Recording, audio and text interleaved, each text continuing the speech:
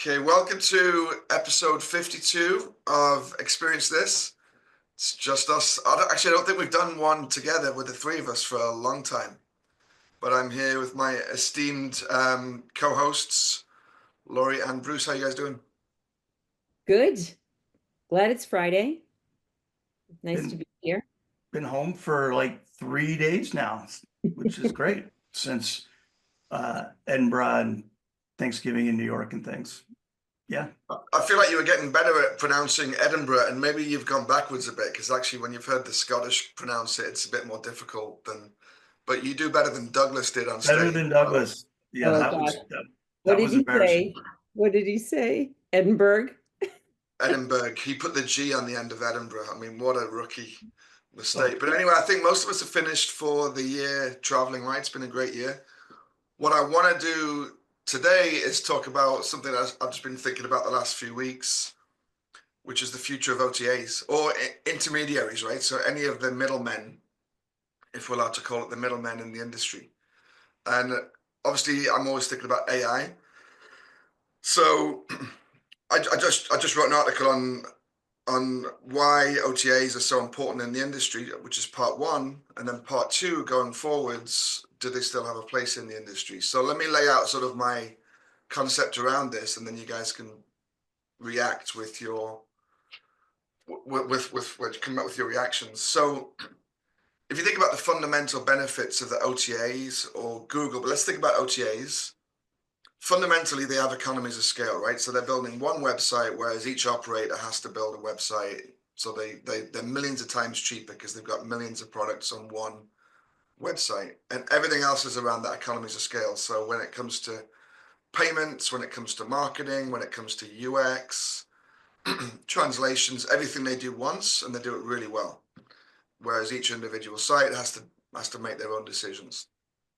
That's number one. Number two is the network effect of that, right? So now they've got more product they have, the more customers they get, the more customers they get, the more product they get. So you end up with booking.com as an example. And it's tough to dislodge that, right? It's so fundamentally more efficient than any other method of selling products. It's the same reason Amazon is winning. It's the same reason as the socials are winning the community online. It's tough to dislodge that. You get a whole list of other benefits as well with that scale. And you end up with this kind of trust machine, right? So you go to, I use Booking again, you go to Booking, the customer just trusts it. You trust it, it's got the breadth of supply. You trust that you don't need to really go shopping for prices elsewhere. You trust your credit card in their system, and you trust that you'll get an email and you bet they'll help you find the hotel and check in and find the activity, whatever. So that's the situation we're at. Going forwards, and we already have AI agents, right? An AI agent is just an AI that does a task, and they already exist. They can go out and search for stuff, but they already can go out and book things as well. And I think we all agree they're only going to get better. In the future, you'll just be able to say to your own personal AI agent, "Hey, book me a weekend next weekend in New York," and it will go off and it will search every OTA and every GDS and every hotel website, and it will find you a list of every price and every option and every room.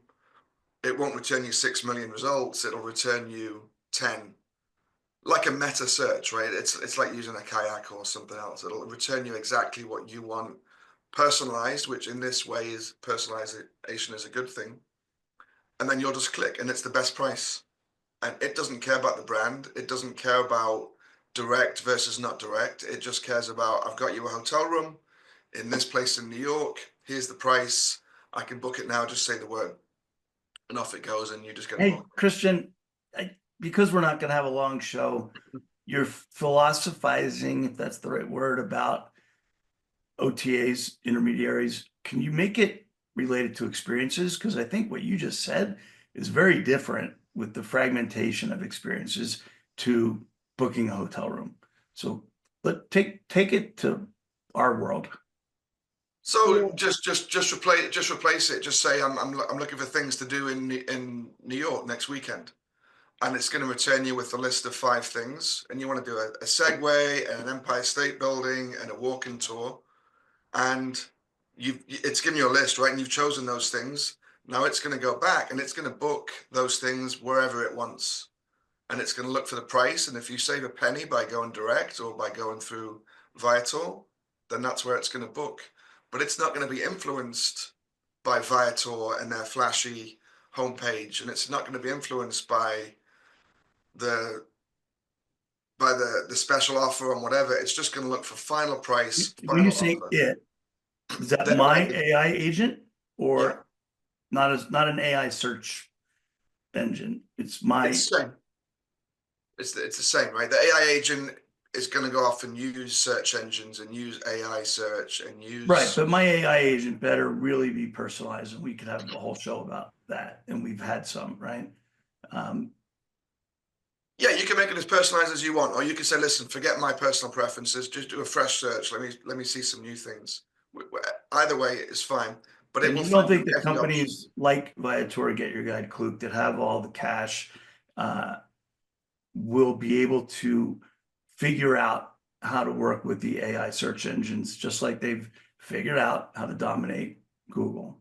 Well, it's interesting what you say, like, okay, the AI chatbot, or not chatbot, but AI agent is going to be scraping OTA sites. So right there, the OTA sites are actually being used as authorities on the content that you're talking about.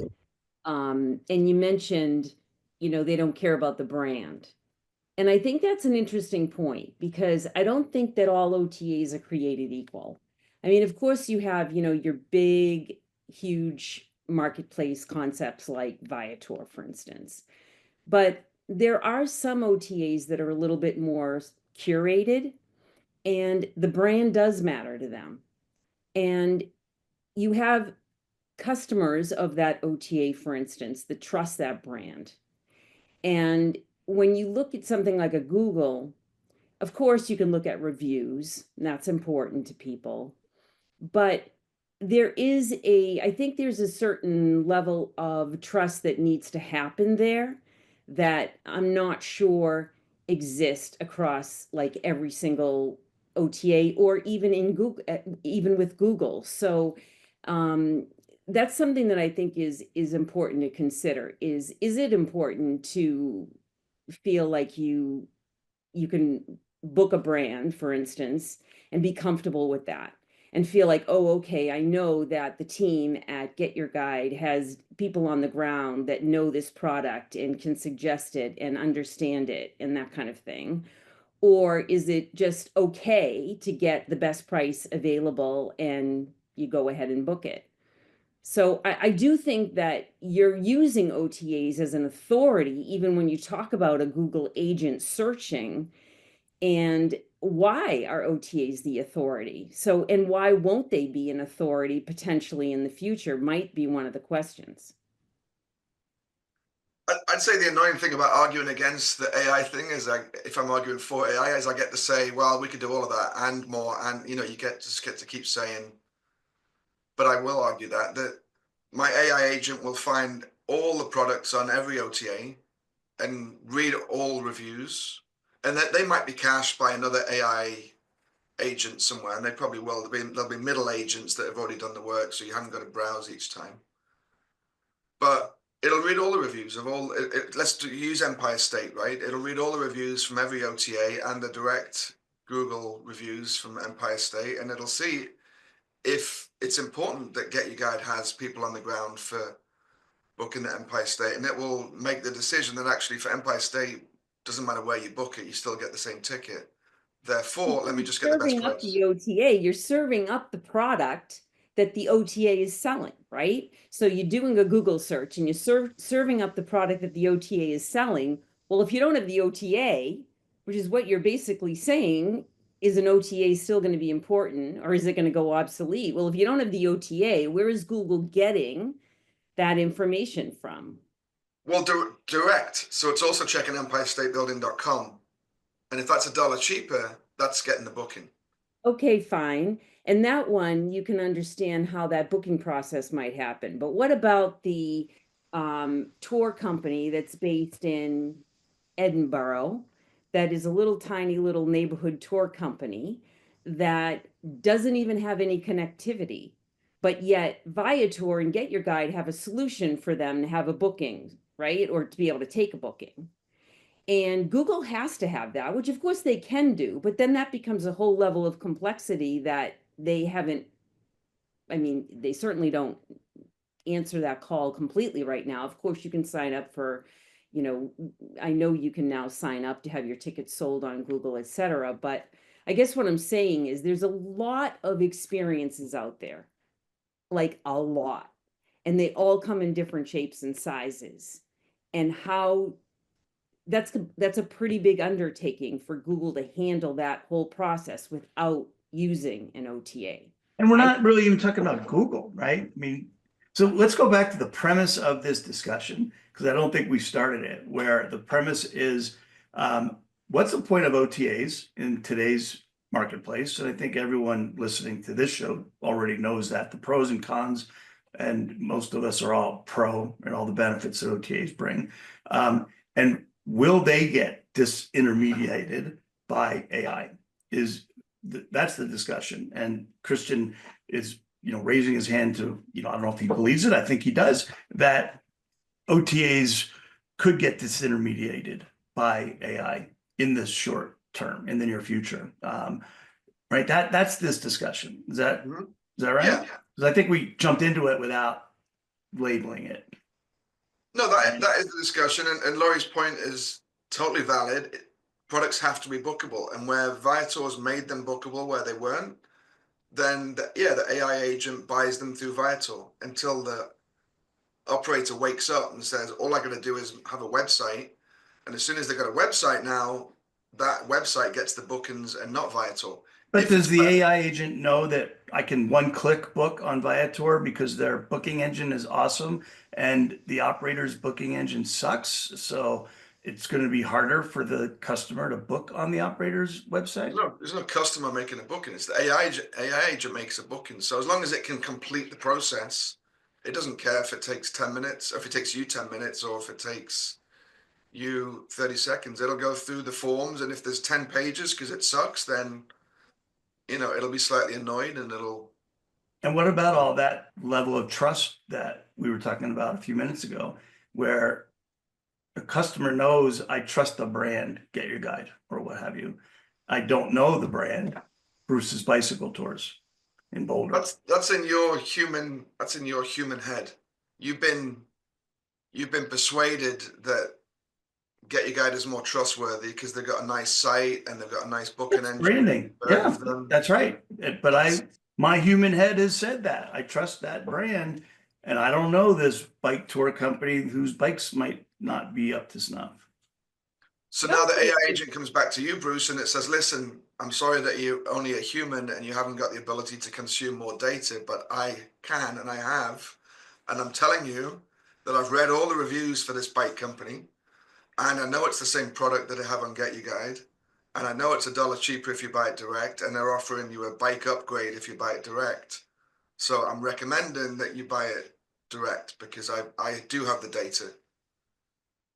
I do think there's still a level of humanity here involved in travel planning and trip planning that is not necessarily going to go away anytime soon. And that is things like customer loyalty. I mean, I pay attention when I get an Expedia email, and especially if it's a members only deal, and I'm like, hey, I want to go here. I might book this because it's, X% off or whatever. I pay attention when I'm booking through, and again, this is hotels, I understand, but it's the same concept. Like, OTAs are not necessarily just experience OTAs, right? Now you're talking about businesses that offer the connected trip solution. So we've got hotels and car rentals and experiences all available on the same platform. That's pretty appealing. Yes, of course, Google can do it, but think about all of the ways in which somebody like an Expedia drives their customer loyalty. Not that Google can't do that, but it takes years to build that sense of, I think, loyalty. And I don't think that the whole human aspect of booking travel is just going to go away anyway. People are people, and and I just don't, I think they do like a sense of like, hey, I'm belonging. I love these guys. They're great. Look at what they do. And I don't know. Well, yeah, I mean, that's a whole nother A whole discussion. nother thing. But it's a piece of it though. But It's a yeah, huge piece of it. but I don't know why we're referring to Google here. I don't think this is about Google. I don't think Google ever wants to be the merchant of record in booking. That's what they've been saying for a long time. I haven't seen anything that changes it. Right? I mean, no one's saying Google's going to compete with OTAs, right? It's AI. No, Google. Hmm? Yeah, Google's also out of the equation, right? Google's also not part of the future of this. There's No, no need for. you're It's talking not about Google, AI it's agents and Yeah. AI. No, but Google equals OTA. There's no difference. As far as an AI agent, it's a middleman that it no longer needs. It'll be like, yeah, what am I going to use Google for? Right, right. The Google's gone. OTAs are gone. And I just want to clarify, when you say AI agent, we're not talking about a trip planning tool, trip planner. Nothing to do with that. It's really talking about it as a search engine. I if you do will. also think that you have to recognize that, again, not all OTAs are just about selling online. They're called OTAs, and many of them do sell just online, or not many of them, actually. Most of them don't just sell online. Most of them are selling online, and they also have multiple partnerships that keep their, engines going.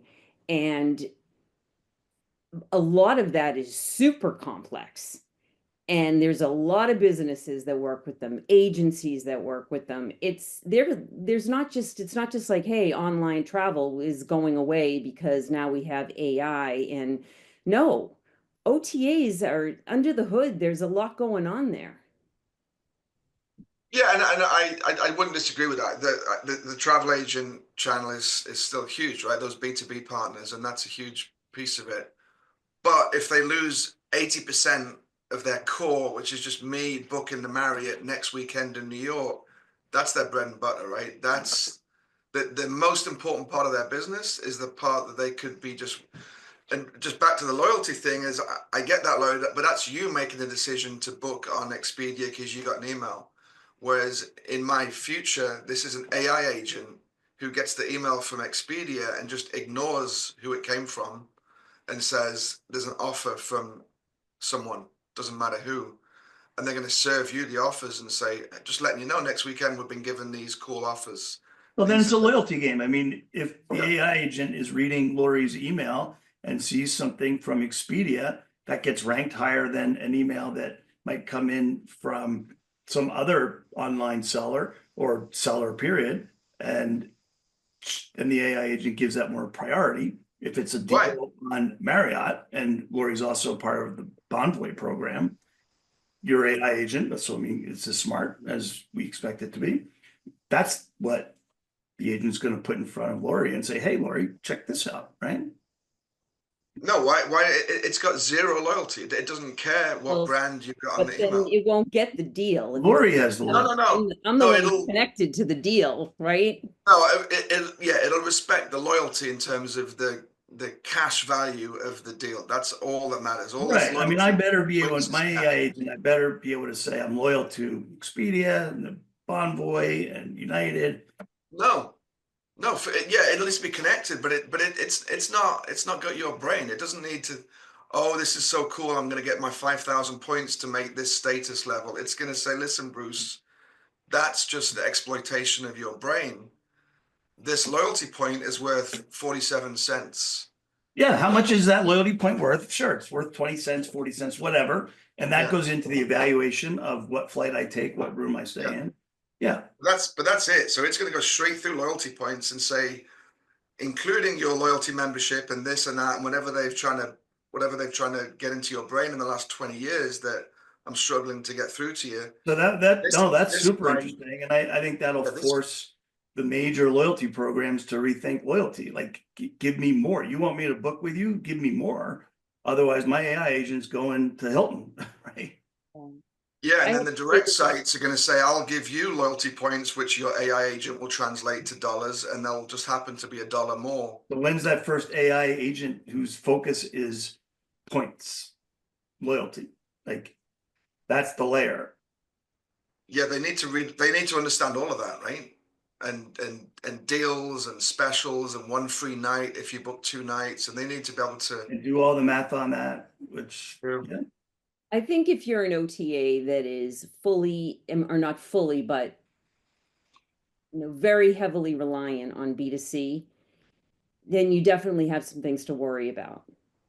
But if you're an OTA that has a lot going on, as I said, in other spaces, B2B, et cetera, I don't see AI taking that over anytime soon. I think it's just way too much, way too complex.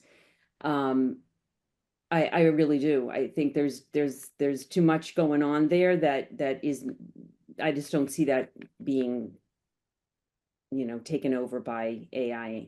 Well, so let me attack that part as well then. So whatever you say on the B2B, let's just say it's a B2B and it actually ends up going through a travel agent.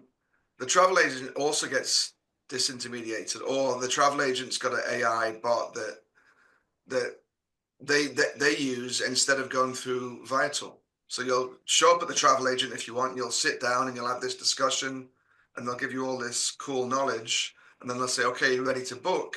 And they'll just click the button that says AI agent, go and book this Segway tour for Laurie next weekend.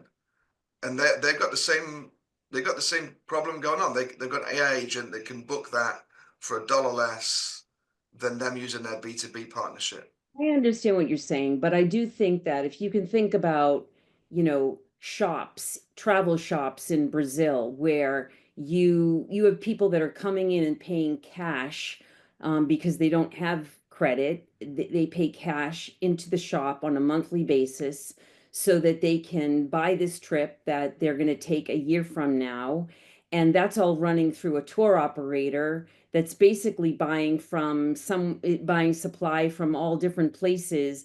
All I'm saying is it's a pretty extensive network, and I think that I'm not saying that AI isn't going to impact it, but I'm just saying that I don't think it's going to be anytime soon. I think it's similar to OTAs in like 94, 95, right? When Expedia, Travelocity were really starting to get rolling. Is that going to get rid of travel agents? Some people said, oh, travel agents are going to go away. Well, they're still here and kicking quite well. Did they take on a huge share? Absolutely, right? So I think that's kind of what you said, Lori, and I think that is probably closer to the reality. Is they might come in and take a big chunk of OTAs, intermediaries, but they're still going to be alive and well, and the B2B ones that will figure it out. I mean, that's powering the GDS, right? The OTAs. But the travel agent one is probably a good one, even though I think things move far faster than that. But we lost 80% of travel agents, right? Or whatever the number is. I don't know the number. But most travel agents no longer exist. Those travel agents that we lost were travel agents that were living on the guarantee of a 10% commission every time you wrote an airline ticket. Like, that was their business model. Sorry, that goes away, right? They're very strong. They're coming back. They're very, very strong. Because they add value. I even recommended to you on LinkedIn the other day, Christian, maybe you should use a travel agent because you're so frustrated with looking at 38 websites. I love booking travel online. I'm the worst nightmare for a travel agent with the way I book stuff at like a minute before I go. But anyway, I agree OTAs will be here. I don't know what space they're going to fit. I think a lot are going to disappear. I think they'll find a way. Booking Holdings is a $160 billion today, easily a lifetime high. But I do think they're in trouble. I think they need to pivot really quickly. All right, that sounds like a good place to end this short show. that turned out to I'm be sure true. this will be continued in the future with many more similar discussions around what's going to happen. Yeah. All right. Well, thanks, guys. It's been a great discussion, and this will be continued in the future, I'm sure, over many similar discussions of impact of lots of things to do with AI in the industry. Yeah, I'm sure it will. And next week, we have Eduardo Shush, I think is the way he pronounces. We'll figure that out. One of the co-founders of Tailbox, which is an AI planning tool. So we'll have some fun with that discussion. That's coming out of an MIT accelerator program and flying pretty sky high. So that's going to be a great discussion that we'll record next week. So thanks, Christian. Thanks, Lori. Thanks. See ya soon. See ya.